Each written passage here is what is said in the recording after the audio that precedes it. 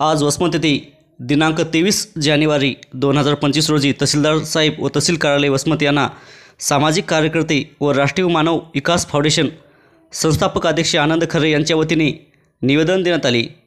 निवेदनाद्वारे प्रमुख मागणी अशी की 26 जानेवारी प्रजासत्ताक दिनी ध्वजवंदन कार्यक्रमात संविधान निर्माते डॉक्टर बाबासाहेब आंबेडकर यांची प्रतिमा लावण्याबाबत विश्वरत्न डॉक्टर बाबासाहेब आंबेडकर यांनी लिहिलेले संविधान 26 जानेवारी 1950 रोजी अंमलात आणले। तेव्हापासून आपल्या देशात हा दिवस मोठ्या आनंद उत्साहाने थाटामाटात साजरा करण्यात येतो। शासकीय निमशासकीय कार्यालय महाविद्यालय तसेच सार्वजनिक ठिकाणी ध्वजवंदनाचा कार्यक्रम आयोजित करण्यात येतो। परंतु या कार्यक्रमात संविधान निर्माते डॉक्टर बाबासाहेब आंबेडकर यांची प्रतिमा कुठेच लावलेली दिसत नाही।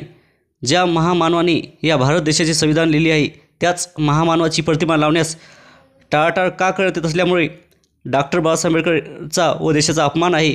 आपले राज्य ही पुरोगामी विचारसरणीचे आहे।